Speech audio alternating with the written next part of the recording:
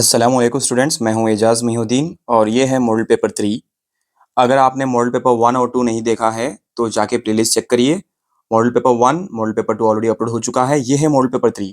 अगर आप ये कंटिन्यूसली मॉडल पेपर प्रैक्टिस करेंगे, अच्छे मार्क्स स्कोर करेंगे और आपका फ़ायदा होगा टाइम मैनेजमेंट और आपके अंदर कॉन्फिडेंस डेवलप होगा कि आप एग्ज़ाम में अच्छी तरीके से बिना डरे पूरा पेपर अटेम्प्ट कर सकते हैं अगर आप मॉडल पेपर प्रैक्टिस करते हैं मेरे साथ। ठीक है, तो ये है मॉडल पेपर 3। क्वेश्चन देखिए आप, सेक्शन 1 क्या है, ये सेक्शन 1 और क्वेश्चन क्या है। ओके, क्वेश्चन क्या है, एक्सपैंड लॉग 243 बाई 32। ठीक है, तो ये आपको दिखने में कैसा दिख रहा, एक्सपैंड करो बोल के बोल रहे हैं। पहले तो गिवन लिख लेंगे और गिवन में क्या है, log, oh my god it's not working, pen नहीं चल रहा शायद। ठीक है, okay, log given log 243 by 32।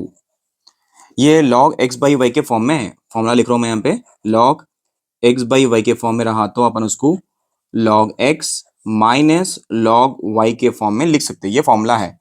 ठीक है, तो मैं भी इसको पहले उसी फॉर्म में लिख लेता हूँ। ठीक है, तो मेरे पास है log 243 बाई 32। मैं इसको log 243 माइनस log 32 इतना कर सकता हूं मैं। ठीक है, डन। अब फॉर्मूले में सब्स्टिट्यूट करने के बाद अब आपके पास देखना है कि इज इक्वल टू लगा के, लॉग लगा के 243 का एलसीएम निकाले तो क्या होता, 243। ओके ऑडियंस, तो 243 का एलसीएम निकालेंगे अपन। 243 का एलसीएम बोले तो 3 के टेबल से 3 7 जा 21, 3 8 जा 24। ठीक है, 3 8 जा 24, 3 1 जा 3, उसके बाद 3 2 जा 6, 2 बच गए, 3 7 जा 21, 3 9 जा 27, 3 3 जा 9, 3 1 जा 3। कितने बार, 1 2 3 4 5, 5 बार 3 आया तो मैं 3 एक बार लिख के 5 बार आ रहा 3 बोल के ऊपर लिख देता हूँ। 3 पावर लॉग 3 पावर 5 हो गया, माइनस लॉग क्या 32 का भी एलसीएम निकाल सकते हैं, क्या देखेंगे 32 लास्ट में इवन नंबर है तो इवन नंबर लेंगे। 2 1 जा 2 हो गया, एक बच गया, 2 6 जा 12, 2 8 जा 16, 2 4 जा 8, 2 2 जा 4, 2 1 जा 2, 1 2 3 4 5। इसको भी 2 पावर 5 लिख सकते हैं अपन, इसको भी 2 पावर 5 लिख सकते हैं। अब यहाँ पे देखो ये एक जो है ना फॉर्मूला कौन से फॉर्म में दिख रहा है आपने को, ये log x पावर m के फॉर्म में दिख रहा। कौन सा फॉर्मूला है, log x power m is equal to m log x होता। मतलब ये जो m है वो उड़ के log के सामने आता, देखो विच हुआ ना। तो ये जितने भी m यहाँ पे m की प्लेस पे है 5, ये log के सामने आना, ये भी जो पावर में है वो log के सामने आना। तो देखो मैं कैसे लिखता हूँ फॉर्मूले के हिसाब से, ये 5 उड़ के इसके सामने आ गया तो 5 log 3 माइनस 5 log 2। ठीक है ऑडियंस, इतना कर लिया अपन। 2 मार्क्स में इतना तो करना पड़ता आपको। अब यहाँ पे आपको देखना है कुछ कॉमन ले सकते क्या अपन, यस कॉमन ले सकते क्या, 5 कॉमन ले लिया तो क्या बचता, log 3 माइनस log 2। ठीक है, log 3 माइनस log 2, ये है हमारा आंसर। बहुत सिंपल है। आप देखो, एक्सपैंड log 243 बाई 32 बोला, मैं क्या करा उसको ये फॉर्मूले में सब्स्टिट्यूट करा। log x बाई वाई के फॉर्म में रहा तो अपन log x minus log y के फॉर्म में उसको लिख सकते। तो यहाँ पे log x बाई वाई के फॉर्म में है तो मैं उसको log x minus log y के फॉर्म में लिखा। फिर ये जो पावर जो यहाँ पे 243 है उसको मैं 3 पावर 5 एलसीएम निकाला, 32 का भी 2 पावर 5 एलसीएम निकाला। फिर जो पावर है उसको मैं उठा के log के सामने लिख दिया। यहाँ पे भी जो पावर है वो उसको उठा के मैं log के सामने लिखा। क्यों लिखा, क्योंकि एक फॉर्मूला है उसका नाम है log x पावर m। कोई भी चीज अगर m की प्लेस पे है तो m उड़ के log के सामने आती है, देखो m log x होता। इस तरीके से यहाँ पे भी 5 है, यहाँ पे भी 5 है तो अपन क्या करें, 5 को कॉमन ले लिए तो जो बच गया log 3 इधर, माइनस का माइनस log 2 अंदर। ठीक है, ओके। अब यहाँ पे आप लोगों को थोड़े फॉर्मूले याद रखना है। एक है log x power m is equal to m log x, important formula है, ठीक है। उसके बाद log x y, x into y, उसको अपन log x plus log y, क्योंकि जब भी आप लॉग के प्रॉब्लम्स करते हैं ये फॉर्मूले बहुत जरूरी है, याद रखना आप लोगों को, ठीक है। उसके बाद log x बाई वाई, अभी जो फॉर्मूला करें अपन, सब्स्टिट्यूशन करें, वो यही फॉर्मूला है log x minus log y, ठीक है। ये तो फॉर्मूले, ये तो प्रॉब्लम का मतलब सोल्यूशन का पार्ट नहीं है, जस्ट आपको फॉर्मूले याद रहना बोल के मैं आपको बता दे रहा हूँ। अगर log बेस में a है और यहाँ पर भी a है तो इसकी वैल्यू क्या होती, 1। और कौन से फॉर्मूले है, log ए बी है इज इक्वल टू 1/log, यहाँ पे ए बी हो जाता, मतलब ए बी नीचे करे तो आप 1/log ए बी लिख सकते हैं। यहाँ पे ए बी है, मैं इसको क्या कर दिया, देखो यहाँ बी ए है, मैं ए बी कर दिया, राइट, 1 लगा दिया। तो ये फॉर्मूलेस है, अपने को याद रखना पड़ता है, ये 5 फॉर्मूलेस वेरी इंपॉर्टेंट, क्योंकि जब भी एक्सपैंड करो बोल के बोलता तो ये फॉर्मूले यूज होने वाले हैं, ठीक है ऑडियंस। चलिए क्वेश्चन नंबर 2 करेंगे। ओके ऑडियंस, ये है क्वेश्चन नंबर 2। क्वेश्चन नंबर 2 में क्या है देखेंगे अपन, whether the following pair of, एक काम करता हूँ मैं इसको जरा नीचे कर लेता हूँ, क्वेश्चन नहीं दिखाई दे रहा ना। Okay, weather the following pair of linear equations represents pair, sorry parallel lines, whether the following pair of linear equations represents parallel lines, justify your answer। ये जो इक्वेशन, दो इक्वेशंस है हमारे पास, 2x plus 3y is equal to 10, 6x plus 9y is equal to 15, क्या ये parallel lines के equations है, वो चेक करना है, ठीक है ऑडियंस। तो सबसे पहले क्या करेंगे अपन, गिवन लिखेंगे, given 2x plus 3y is equal to 10, और एक इक्वेशन ये होने के बाद ये और एक इक्वेशन क्या है, 6x plus 9y is equal to 15। अब ये दो इक्वेशंस तो ऑलरेडी क्वेश्चन में थे, हम कॉपी कर लिए। अब आपको क्या करना है यहाँ पे, वो है a1/a2 चेक करना है। ये वैल्यू है a1 की और ये वैल्यू है a2 की, ये वाली है वैल्यू है a1 और ये वैल्यू है a2 की। सो मैं क्या लिखा है, a1/a2 लिखा, a1/a2 बोल तो a1 की वैल्यू 2 है, a2 की वैल्यू 6 है। कैंसिल करूं तो 2 1 जा 2, 2 3 जा 6, तो इसकी वैल्यू आ गई 1/3। उसी तरह नेक्स्ट जो a2, मतलब ये जो वैल्यू है 3, ये है a2 की वैल्यू, सॉरी ये है b1 की वैल्यू, एक्सट्रीमली सॉरी, b1 की वैल्यू, ये है b2 की वैल्यू, ठीक है। ओके, तो b1/b2 इज इक्वल टू 3/9, इसको भी अपन कैंसिल कर सकते हैं, क्या देखेंगे, 3 1 जा 3, 3 3 जा 9, 3 1 जा 3, 3 3 जा 9, 1/3 आ गया इसका भी आंसर, ठीक है। ओके, अब ऑडियंस यहाँ पे देखो, ये जो +10 है प्लस 15 है, इनको मैं अगर इधर भेजा तो क्या होता, -10 -15 होता। तो इसका मतलब ये है, ये C1 की वैल्यू है, ये C2 की वैल्यू है। चलो उनको भी चेक कर लेंगे, यहाँ पे लिखेंगे C1/C2 is equal to -10/-15, minus minus cancel कर देंगे पहले। ओके, देखेंगे 5 2 जा 10, 5 3 जा 15, a1/a2 की वैल्यू 1/3 आई, b1/b2 की वैल्यू 1/3 आई, लेकिन c1/c2 की वैल्यू क्या आई, 2/3 आई। तो हमें कंडीशन से बोल सकते हैं कि ऐसा a1/a2 is equal to b1/b2 but is not equal to c1/c2, ठीक है। a1/a2 is equal to b1/b2 but not equal to c1/c2, तो अपन क्या बोलना है इसको,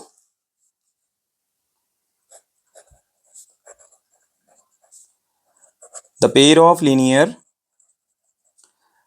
of linear equations are inconsistent and parallel। Question में पूछा था कि पैरेलल है नहीं है, हाँ कंडीशन बोलता A1 by A2 is equal to B1 by B2 but not equal to C1 by C2। ठीक है, अगर ये कंडीशन अगर है सेटिस्फाई हो रहा तो क्या होता, पैरेलल होता। ठीक है ऑडियंस, ओके। यहाँ पे इंपॉर्टेंट चीज है ये जो पैरेलल है, कोइंसाइड है या पैरेलल है या कोइंसाइड है या इंटरसेक्टिंग है, इसके 3 कंडीशंस है। उन 3 कंडीशंस को नीचे नीचे लिख लेंगे। ये जो मैं अभी कंडीशंस लिखा रहा हूँ आपको ये याद रखना है क्योंकि ये एग्जाम के लिए बहुत ज्यादा इंपॉर्टेंट है। 3 कंडीशंस है, आपको याद रखना है। अगर कंडीशन 1 है A1 by A2 is not equal to B1 by B2, अगर इक्वल नहीं है तो हम क्या बोलेंगे इसको, इंटरसेक्टिंग लाइंस, इंटरसेक्टिंग लाइंस बोलेंगे, इंटरसेक्टिंग लाइंस। आप इसको इंडिपेंडेंट एंड कंसिस्टेंट बोल सकते हैं। क्या बोल सकते हैं, इंडिपेंडेंट एंड कंसिस्टेंट बोल सकते हैं इसको, कंसिस्टेंट। ये 2 चीजें आपको याद रखना है। इंटरसेक्टिंग लाइंस का कंडीशन क्या है, A1 by A2 is not equal to B1 by B2। और एक कंडीशन है A1 by A2 is equal to B1 by B2 is equal to C1 by C2। पूरे इक्वल है ना, A1 by A2 is equal to B1 by B2 is equal to C1 by C2। अगर ऐसा रहा तो जो graph आता हमारा कैसा आता, कोइंसिडेंट लाइंस आते, कोइंसिडेंट लाइंस। इंटरसेक्टिंग का मतलब है ऐसा ग्राफ आने वाला है, एक लाइन और एक लाइन को कट करने वाली है। कोइंसिडेंट का मतलब क्या है, लाइन है, लाइन के ऊपर से और एक लाइन आने वाली है, क्या बोलते हैं इसको, कोइंसिडेंट बोलते हैं। इसका और एक नाम भी है वो भी लिख लेंगे अपन, डिपेंडेंट एंड कंसिस्टेंट बोलते हैं इसको, डिपेंडेंट एंड कंसिस्टेंट। और एक लास्ट कंडीशन जो ऑलरेडी अपन लिख चुके हैं वो है A1 by A2 is equal to B1 by B2 but not equal to C1 by C2। मतलब पैरेलल लाइंस ऐसा आने वाले हैं, पैरेलल लाइंस, और इसको बोलेंगे इनकंसिस्टेंट बोलते हैं। क्या बोलते हैं, इनकंसिस्टेंट। तो मैं इसको रेड पेन से बता दे रहा हूं आपको, जो ग्राफ ऐसा आया तो ये कंडीशन आई तो क्या बोला, इंटरसेक्टिंग लाइंस आने वाले हैं, इसको बोलते हैं ऐसा ग्राफ आया था, राइट, ऐसा ग्राफ आता अपने को। कंडीशंस ये सेटिस्फाई होना, अगर पूरे इक्वल है A1 by A2 equal to B1 by B2 equal to C1 by C2 बोले तो कोइंसिडेंट लाइंस आते, लाइन के ऊपर से एक लाइन जाती। ठीक है, चलो ये भी हो गया। और A1 by A2 is equal to B1 by B2 not equal to C1 by C2 बोलते हो पैरेलल लाइन जाते हैं, इसको बोलते हैं कंसिस्टेंट। क्या बोलते हैं, parallel lines, parallel lines. Already अपन क्वेश्चन में लिख चुके हैं। ठीक है ऑडियंस, ओके। तो ये इतना ही था हमारे पास, सेक्शन 1 का क्वेश्चन नंबर 2 था ये, अच्छी तरीके से प्रैक्टिस करिए। चलिए क्वेश्चन नंबर 3 करेंगे अब। ऑडियंस ये है क्वेश्चन नंबर 3 सेक्शन 1। क्वेश्चन क्या है देखेंगे, the top of the tower is observed eight an angle of elevation, angle of elevation की बात की जा रही, और एंगल कितना है 45 degrees, and the foot of the tower is at the distance of 20 metres. जो जो वैल्यूज है ना उसको आप पेंसिल से अंडरलाइन कर लेना, जैसा मैं रेड पेन से कर रहा हूँ, आप लोग एग्जाम में पेंसिल से कर लेना। From the observer draw a suitable diagram, आप लोगों को याद आया होगा, मैं ऑलरेडी बोला था आप लोगों को कि सूटेबल डायग्राम आया तो क्या करना बोला मैं, राइट एंगल ट्रायंगल ड्रॉ कर देना बोला मैं पहले। ठीक है ना, ठीक है ना, राइट एंगल ट्रायंगल ड्रॉ कर दो बोला मैं। राइट एंगल ट्रायंगल कैसा रहता भाई बोले तो ऐसा, ऐसा और ऐसा, ये क्या है, राइट एंगल ट्रायंगल है। और अपन इसको लिख देंगे ऐसा, ये ए है, ये बी है, ये सी है, बल्कि जो एंगल ऑफ एलिवेशन दिया क्वेश्चन में 45, उसको अपन सी के पास रखेंगे, ये हो गया 45 डिग्रीज। ठीक है ऑडियंस, ये 45 डिग्रीज। इसके ठीक जो सामने की दीवार है इसको क्या बोलेंगे अपन, अपोजिट बोलेंगे, अपोजिट। मैं शॉर्टकट में लिख रहा हूँ अपोजिट। ये वाले को क्या बोलेंगे, एडजेसेंट बोलेंगे। और इस वाले को longest side of A right angle triangle को क्या बोलेंगे, हाइपोटेनस, तो हाइपो बोलेंगे इसको।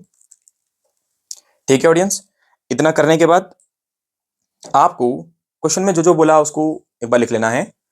एंगल ऑफ एलिवेशन कितना है वो लिख लो आप, angle of elevation, angle of elevation कितना दिया, एंगल ऑफ एलिवेशन कितना दिया, एंगल ए सी बी कितना है 45 डिग्रीज, एंगल ऑफ एलिवेशन।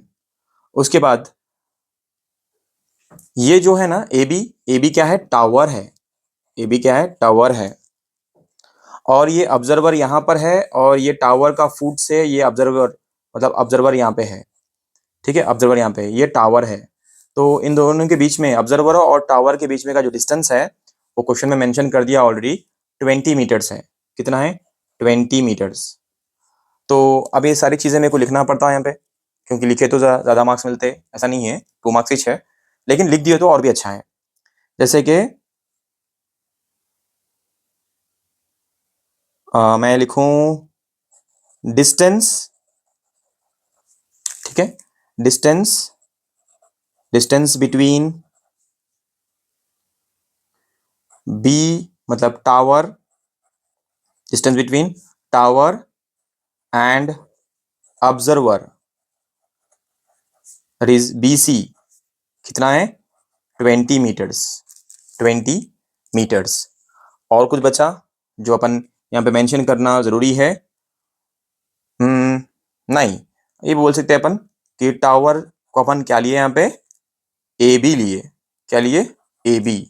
बस इतने, tower is equal to A B, बस इतना। इस तरीके से अपन जो भी है अपन यहाँ पे ऐसा सूटेबल डायग्राम ड्रॉ करना है।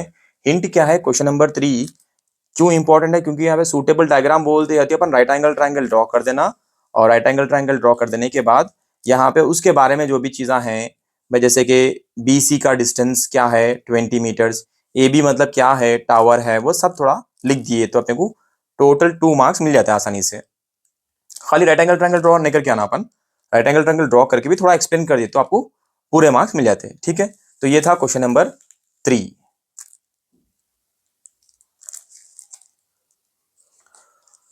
यस ऑडियंस, ये है question number 4, express tan theta in terms of sin theta. क्या करना, सबसे पहले given tan theta is equal to, formula tan theta का फॉर्मूला है sin theta by cos theta. एक फॉर्मूला है ये, जब भी tan थीटा रहता उसको अपन sin theta by cos theta लिख सकते हैं। अगर आपको ये फॉर्मूला याद है जो अपन पढ़े थे, sign square theta plus cos square theta की वैल्यू क्या होती, 1। अगर मैं कॉस स्क्वायर थीटा उधर भेज दिया, ठीक है, ओके, तो ये identity sine square theta plus cos square theta is equal to 1 है, ठीक है ऑडियंस। अगर मैं कॉस स्क्वायर थीटा इधर रख लूं 1, ये साइन स्क्वायर थीटा उधर इधर भेज दूं, तो क्या होता RHS में sign square theta minus sine square theta होता। अगर मैं इसका स्क्वायर भी इधर भेज दूं तो रूट बन जाता, cos theta is equal to under root 1 minus sine square theta. जैसा हम यहाँ पे लिखे थे, tan theta is equal to sine theta by cos theta के जगह पे मैं क्या लिख रहा हूँ, देखो आप, कॉस थीटा लिख रहा हूँ, उसके बाद साइन थीटा का साइन थीटा लिखा मैं, और कॉस थीटा की वैल्यू यहाँ ऊपर लिखी हुई है ना, वो क्या है, root 1 minus sine square theta. बस इतना ही लिखना था अपने को। ऐसे वाले क्वेश्चंस एग्जाम में बहुत ज्यादा पूछे जा रहे हैं। ट्रिग्नोमेट्री में से तो 2 मार्क्स में यही सवाल पूछा जा रहा, बस ये चेंज होते जा रहे, बस यहाँ पे कुछ चेंजेस आते जा रहे हैं यहाँ पे। एक काम करेंगे, एक और एक एग्जाम्पल ले लेंगे, क्योंकि आप लोगों को समझने में आसानी हो जाती, इसलिए मान लो कि क्वेश्चन इस तरीके से आया, express cos theta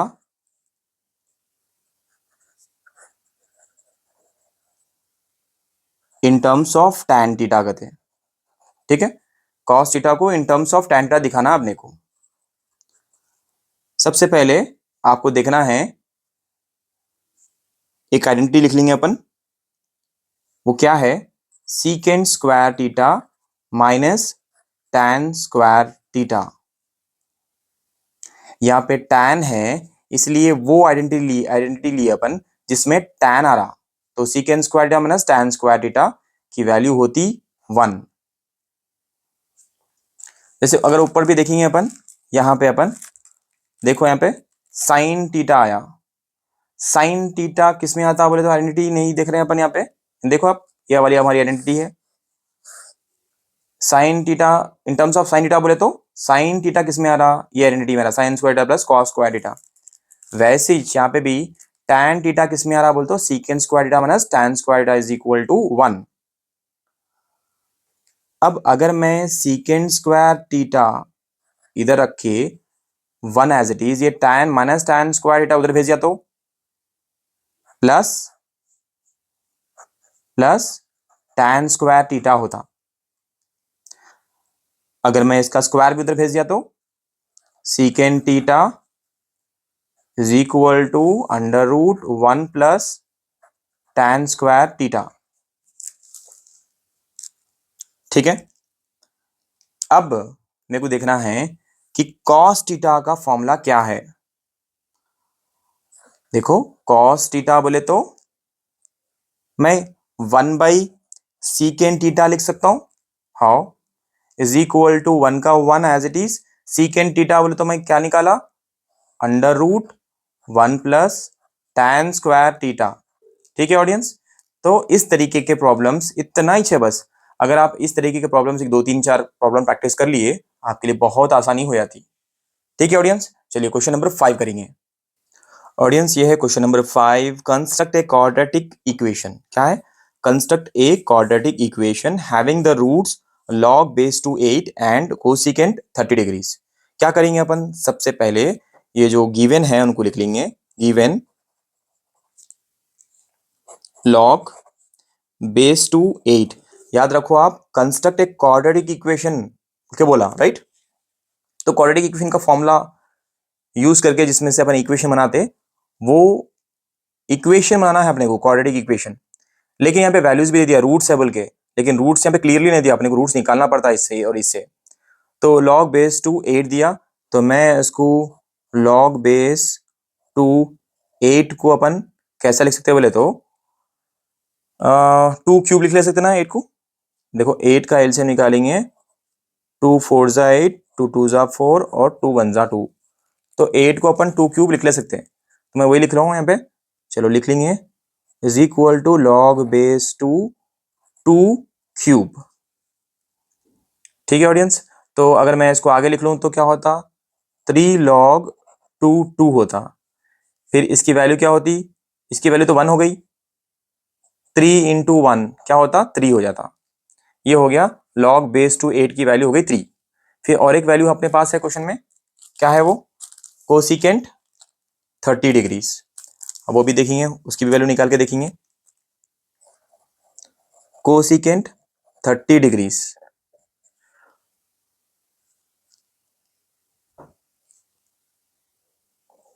cosecant 30 degrees बोले तो अपन 1 बाई साइन 30 डिग्रीज लिख ले सकते हैं ऐसा अपन।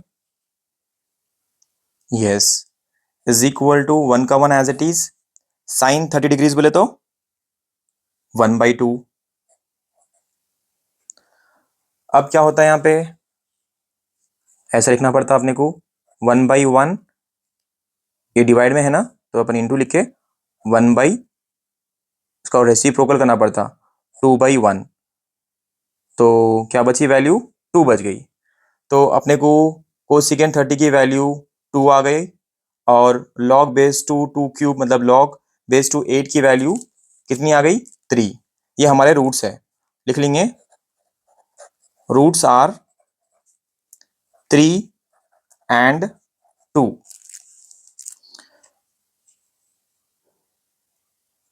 Therefore, the required quadratic equation is equal to, formula है क्वाड्रेटिक इक्वेशन का, x square minus x alpha plus beta plus alpha into beta is equal to 0। Alpha plus beta बोले तो ये वैल्यू है, अल्फा इंटू बीटा बोले तो ये value है। अच्छा ये तो यहाँ पे तो रूट्स की बात हो गई ना, तो अपन इसको अल्फा मान लेंगे, ये अल्फा की वैल्यू है, ये है बीटा की वैल्यू। करके देखेंगे, इसमें सब्स्टिट्यूट करके देखेंगे, is equal to x square minus x alpha plus beta, मतलब 3 + 2 plus alpha into beta 3 × 2 is equal to 0, is equal to x square minus x 3 + 2 5 plus 3 × 2 = 6, 6 is equal to 0।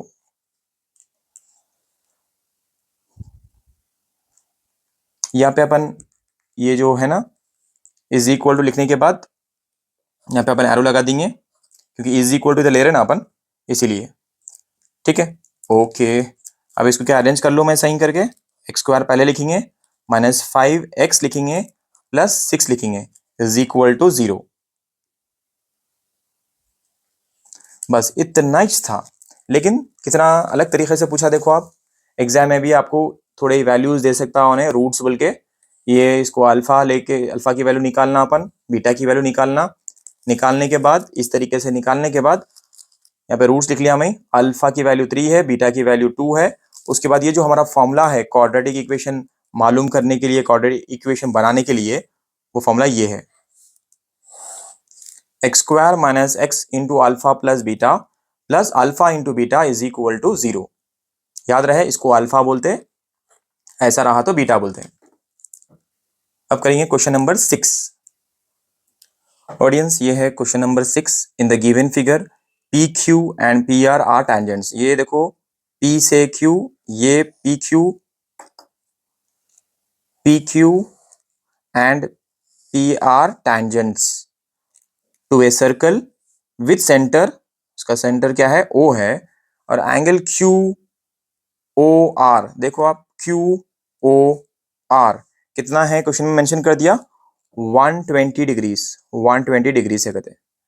Then find the angle R P O, R P O मतलब यहां का angle कितना है ये मालूम करना है अपने को।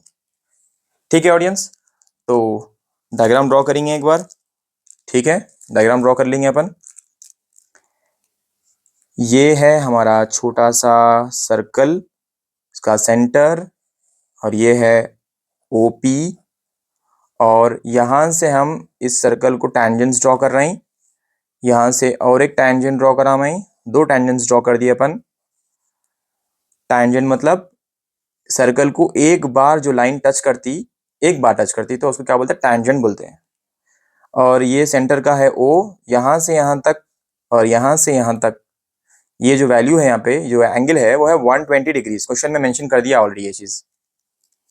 अब अपने को जो क्वेश्चन में देखना है वो क्या है,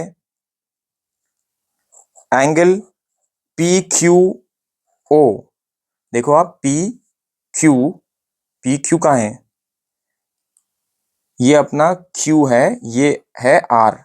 सो पी क्यू ओ, यहां पे जो सेंटर क्यू है ना, वहां पे अपने पास एंगल कितना रहता, 90 डिग्रीज रहता, वो लिख लिया मैं।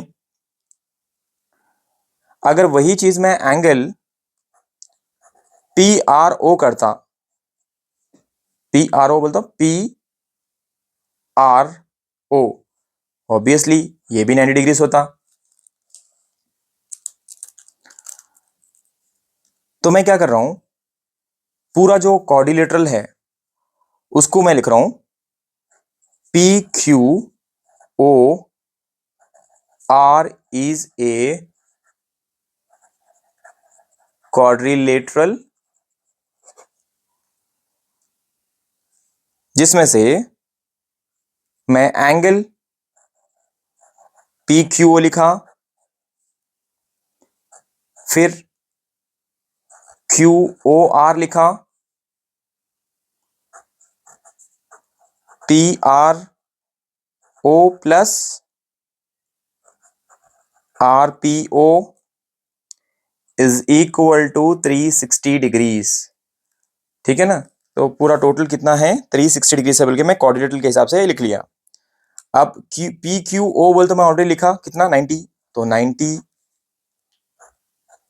Plus Q Q O R already question में दे दिया कितना 120 प्लस पी आर ओ कितना है वो भी 90 डिग्रीज है plus angle R P O मालूम करना है इज इक्वल टू 360 डिग्रीज। ठीक है ऑडियंस, अगर मैं इन सबको ऐड कर लूं 300 degrees plus angle R P O is equal to 360 degrees, क्या मैं ये 300 को उधर भेज दूं क्योंकि मेरे को आर पी ओ मालूम करना था। सो 360 माइनस 300, अब मैं सब्ट्रैक्ट कर सकता हूं इसको आसानी से और मेरा आंसर निकल के आता 60 degrees. So are P O की वैल्यू कितनी है 60 डिग्रीज। अच्छा ये तो आर पी क्यू था, ठीक है इसको क्यू कर देंगे आर पी क्यू, तो अपने को जो निकल के आई वो है आर पी क्यू की वैल्यू है आर पी क्यू, ये भी आर पी क्यू है। क्या निकल गया अपने को वैल्यू 60। अपने को क्या किसकी वैल्यू निकालना है अपने को एंगल आर पी ओ की वैल्यू निकालना है अपने को। अगर डायग्राम में आप देखेंगे आर पी क्यू की वैल्यू कितनी है अपने पास 60 डिग्रीज, तो मैं इसको डिवाइड करूंगा 2 से तो मेरे को आती 30 डिग्रीज, क्योंकि मेरे को मालूम करना था R P O, R P O यहाँ पे 30 है और ऊपर में भी 30 डिग्रीज है, टोटल हो गया 60 डिग्रीज। तो यहाँ पे मेरी वैल्यू जो R P O angle R P O की वैल्यू है 30 डिग्रीज। सो इतना ही है बस, इस तरीके से आपको टैंजेंट्स में से इस तरीके से सवाल पूछे जाएंगे, तो ऐसे वाले प्रॉब्लम्स को भी अच्छी तरीके से प्रैक्टिस कर लीजिए। तो यहाँ पे ये सेक्शन 1 का लास्ट सेक्शन 1 का लास्ट क्वेश्चन था ये, इससे सेक्शन 1 यहाँ पे कंप्लीट होता है मॉडल पेपर 3 का। नेक्स्ट वीडियो में हम सेक्शन 2 करेंगे क्वेश्चन नंबर 7 से। वीडियो को लाइक करिए, शेयर करिए, कमेंट करिए और कुछ भी समझ में ना आए तो मुझे कमेंट करके बताइए और जितना हो सके इस चैनल को, इस वीडियो को शेयर करिए अपने फ्रेंड्स के साथ, रिलेटिव्स के साथ। Thank you so much, Allah Hafiz.